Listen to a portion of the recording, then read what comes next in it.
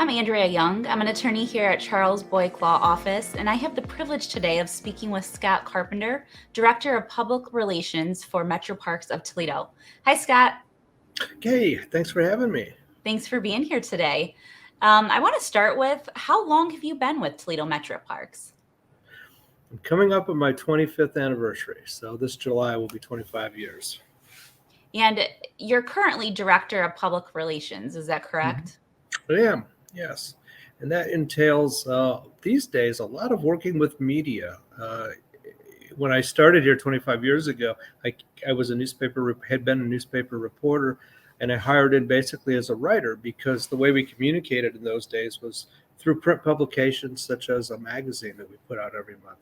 And today we have so many communications channels, and we have different people who pitch in on social media and the whole gamut of ways that we communicate. And my job has really settled more into dealing with media inquiries and trying to spread the word about the great things going on in Toledo far and wide.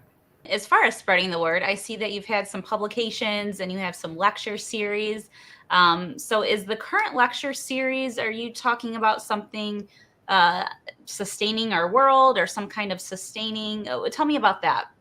Yeah, so Dana Incorporated is one of the donors behind Glass City Riverwalk, which is our current major project for the next several years. And as part of their gift, which included not only a financial contribution and a series of public cleanup days, work days to clean up our riverfront, they also are sponsoring a Sustaining Our World lecture series. Sustainability is important to many corporations, very important to Dana. Certainly, it's what we base everything on at Metroparks. And so it was a really nice opportunity to work with a Fortune 500 company to bring in some national caliber speakers over the next few years. And we'll do 4 a year, starting in May with some local folks and then branching out from there. So what's going on currently in the Metroparks? Is there anything new and upcoming that you would like people to know about? We're in the midst of the largest project in our history, which is Glass City Metropark in East Toledo and Glass City Riverwalk, which will extend from the park and encompass both sides of the Maumee River in downtown Toledo and in East Toledo. That'll be a 5-mile walking path with 300 acres of green space from the Veterans Glass City Skyway to the Anthony Wayne Bridge. On the east side, that'll include all of International Park, which we will be acquiring from the city of Toledo and renovating as part of this process. So that's been occupying a lot of our time. It's the biggest thing we've ever done. And it's new and different for us, but the impact is just going to be tremendous for our region. Is there a date in mind that it should be available to the public? Yeah, so phase 1 of Glass City Metropark is open now and includes the glass pavilion and a sledding hill and some really nice gathering places. Phase 2 of the park is under construction as we speak and will be completed just after the first of the year.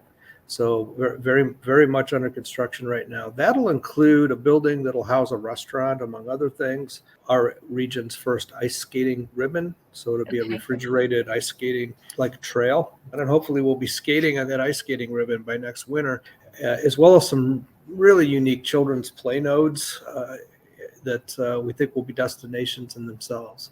Right around the time that's done, we'll begin construction of Riverwalk, the first part of it, which will jump over Main Street, literally with a bridge, into International Park, and then also on the other side of the river from the MLK Bridge to the Ford Industry Square. Wow, that sounds super exciting. I cannot wait. How many Metroparks are there? There are 19 now, which is just amazing because when I started 25 years ago, there were 9. And for 40 years, Wildwood was the new Metropark. It was the 9th Metropark. So in the last 10 years, we've opened 10 new parks. And it's been a whirlwind of activity. But all of this started back in 2002 when we passed a small levy to raise local funds to use as match for some state grants, and we began buying additional property. And most of those properties are now opening to the public. So we're like an overnight success, 20 years in the making. Yes. Recently, though, in 2020, we opened 3 new parks in 1 year, as well as the Treehouse Village at Oak Opening. So in the midst of the pandemic, we had really our biggest year ever. Wow. And I wanted to get into that. Can you tell me a little bit more about the Treehouse Village and what that entails and how you can rent one if you want to? Book far out because they're very popular, but there are some available. There are only 5. I say only. There are 5 really incredible tree houses, but 5 fill up pretty fast. The Canaley Treehouse Village is built on an addition to Oak Opening's Preserve in Swanton, and it includes 2 2-person, a 4-person, and a 6-person treehouse, and 3 tent platforms where you can camp in tents or in hammocks up in the tree canopy. It's been really well received, and it's gotten a lot of attention nationally because it's the first treehouse village in a public park that we're aware of anywhere. And there was also something I saw about fit parks. Are there fit parks within any of the metro parks in the area? Yeah, so Mercy Health partnered with Metroparks a few years ago to start building these active areas with unique outdoor recreation opportunities. So the first fit park was at Wildwood Preserve at the east entrance, and it's like an outdoor gym with some workout equipment. The second one was called Fit Park Ride, and it's out in Swanton by the Treehouse Village, and it's a mountain bike skills course. So it's right near a 12-mile mountain bike trail, so you can practice your skills on some of the obstacles that you'll find on the actual trail. And then they have a fit park at Farnsworth Metropark, which is a kayak concession. So all these different experiences, but aimed at getting people outdoors for active, healthy activities. That's great, and I'm super excited about that. Regarding the kayak, is there also going to be a feature at the new Middle Grounds? Well, Middle Grounds opened 5 years ago, and it will be part of what we're calling Glass City Riverwalk. Okay. So the new Glass City Metropark and Middle Grounds will be connected with Riverwalk. So within Riverwalk, yes, there will be a Kayak Share, similar to what we have at a few other parks like Howard Marsh. And these are big lockers with that you use an app where you can rent a kayak like a bike share. We're some other folks are starting to do this across the country now, but we think we invented it. I don't know. Nobody have to prove us wrong, but I think our folks had the idea, and in fact, the vendor that does the app had to create that for us, and now they're selling it to others. So maybe we did invent it. So I know that there's various events at certain times, archery, looks like camping, things like that. Do you have events monthly, or how often can people access events? We have dozens of events every month, and it's sort of a shotgun approach. We have events, at all days and times to try to reach as many people as we can. And a few years ago, we started what we call outdoor skills programming. So we've always had nature walks and those sort of passive programs, history tours. But today we're actually teaching people how to use their metro parks with classes on backpacking, tree climbing, kayaking, camping, fire starting, and those sort of skills. And they've been really popular.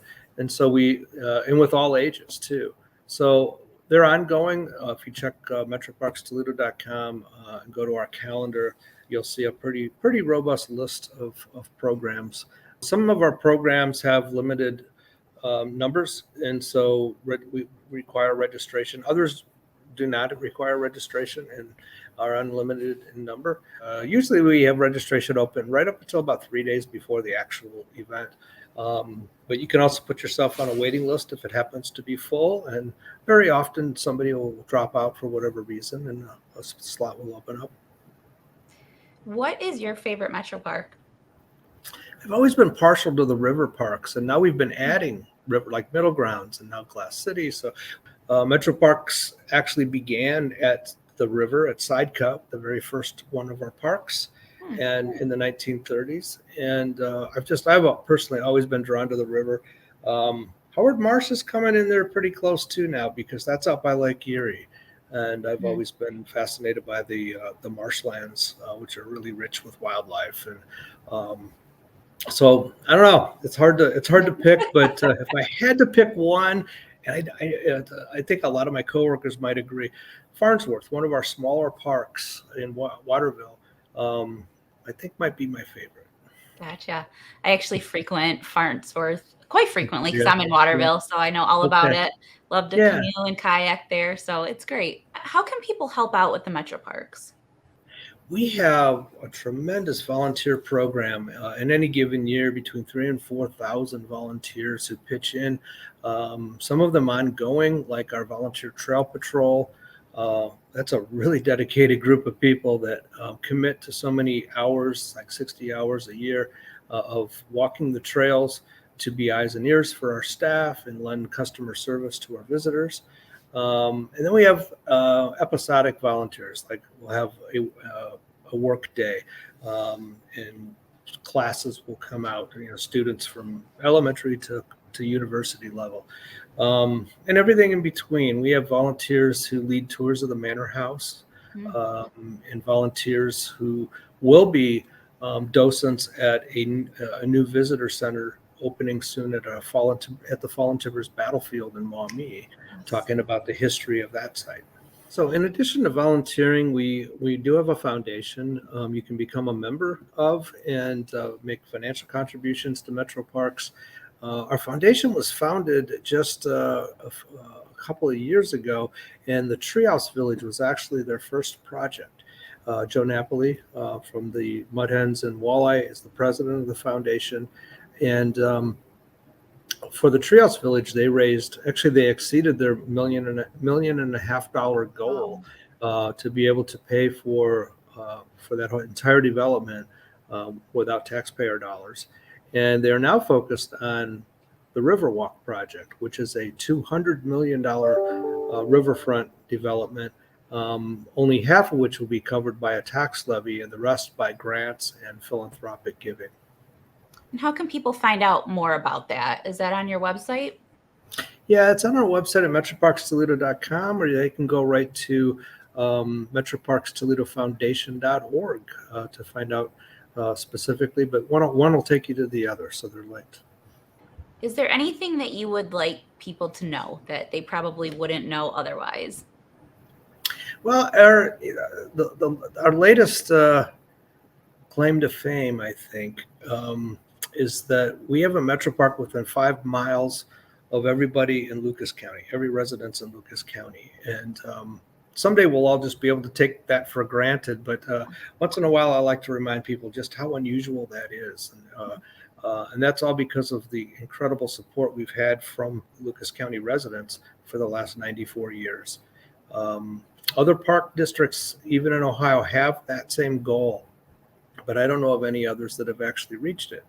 And our board president, Scott Savage, likes to say that used to be our mission, our vision statement. And he said he'd never been involved in an organization before that actually achieved its vision.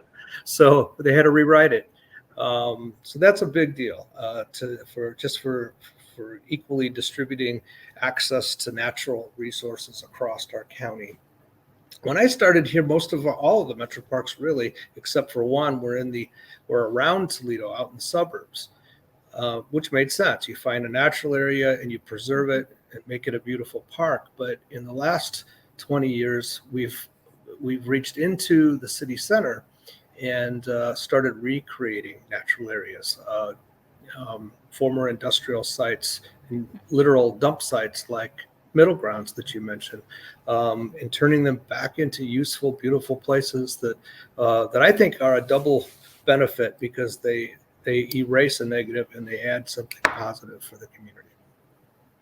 I'm a native of Toledo and I've grown up enjoying the metro parks, and I am so proud of all the progress and just the opportunity that it has given to Toledo residents and surrounding areas. So thank you for being a part of that. Thank you. What is the best way for people to get more information? Is that going to the website, social media? Yeah, the website is sort of the repository for all things, but social media really is where all the action is. That's where most people are finding information about programs. And we're fortunate to have a nature photographer on staff who's out just about every day. And when you see his beautiful pictures online, they might have been taken that day or the day before. So it's where you can really stay connected to what things look like, how things are going out in the parks, especially this time of year as we're in this seasonal transition. Fantastic. Well, Scott, it's been a pleasure having you on. I can't wait to get out there and enjoy more of the Metro Parks this spring. Thanks for being on today. Thanks so much. Thanks for having me.